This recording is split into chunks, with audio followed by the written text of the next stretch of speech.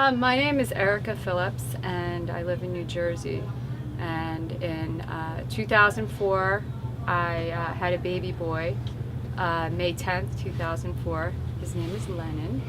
And everything seemed okay. Everything seemed fine. We went to the hospital, and of course they go right. I could have delivered him, but they go right to the forced C-section and the vitamin K shot and hepatitis. And I questioned all that. I did. I questioned, and they said, no, no, no, no, no, no. You need this. You really need this to be healthy. And I was like, I don't know. I don't really feel good about this. And they whisked him away, and they brought him back. And I looked at him, and I said, what's going on? Why is he shaking so much? And the next thing I know, not one doctor, not just my doctor, but multiple doctors are all standing around my bed, and they're saying, did you take Benadryl when you were pregnant? I said, what are you talking about? Well, there's a correlation between taking Benadryl and a baby who's doing this. And I said, oh, really? No, I haven't. Actually, that's funny.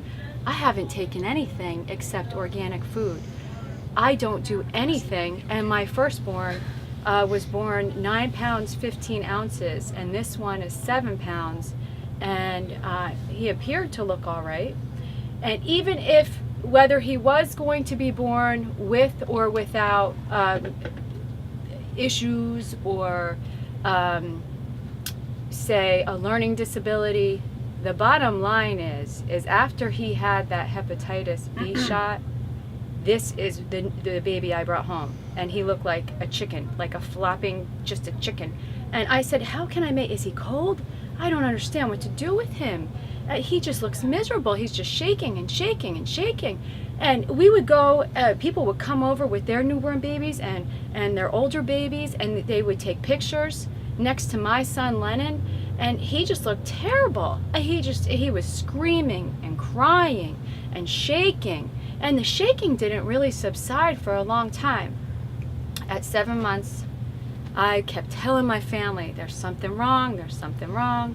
My sister said, oh, no, no, no, you need to give a baby a break. He's just a baby. And I should have just listened to my instincts and not anybody else. And I brought him to a neurologist, and he said, well, he has something that happened to him, something happened. His body, his system has been into shock, maybe encephalopathy, I don't know, he said, but there's definitely something. Meanwhile, I thought I was delaying the shots just by a couple months. I should be okay. The next thing I do is the DTaP. Whoa. I brought him home, this little delicate chicken. He was a delicate baby. He screamed for 3 days straight. I did not know what to do. I was crying with him. I turned up classical music. By the third day, I opened a bottle of wine, and I'm just like, I don't know what to do anymore. I've done everything. I love this little guy so much, but this is not normal. The next thing we had was, all of a sudden, he broke out in sweat, just sweat everywhere, blue, almost like he was, I went to go check on him in his bed. I swear, I had to call 911. He was just choking, like choking. And I was thinking, if this was in the middle of the night and I didn't wake up, I don't know if we would have caught this. But he was choking so bad, and it was on nothing. It's like, he couldn't suck a bottle. He couldn't suck his toes like babies do. He couldn't do any of the things. His thumbs were stuck like this. They never came out. He had to wear a brace. So at 7 months, we went to early intervention. And today, he's not classified as autistic. He's definitely special needs, and he's very sweet, and he's funny, but he does get frustrated.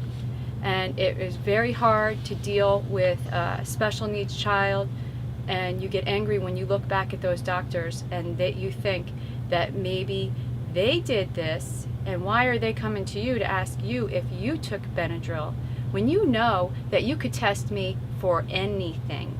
That is what really, really, I don't try to put it on the mother. you know, don't even. And so that really upset me. And Lennon's he's had more therapy than anybody I know. He had early intervention, and we tried to stretch his legs, and we tried to do all these things. And he still has like this issue, this self-stimulatory issue where he has to rip everything. It's like a meditative state, like a shh, shh, shh. And it's in every room in my house, every day.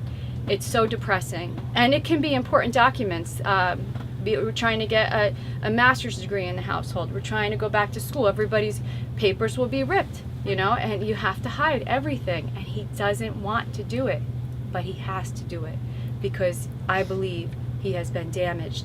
And it was the hepatitis B and DTaP.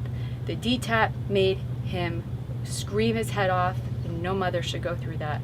Whatever was happening to his physical body after the DTaP put that little human being, his body, into shock. It was like, I felt like somebody was stabbing his whole body for 3 days. The 2 days were the worst, but I didn't know a human being could actually cry that long. And It's really sad. it's, I just keep going, you know, you just keep going, but that's why I'm here today. You know, the hepatitis B shot is affecting children, and people are just like you. They say, oh, this must be something in the environment, you know, but it's not, because there's other people going through the same thing. Well, they just continue to lie and lie and lie, so that's why his parents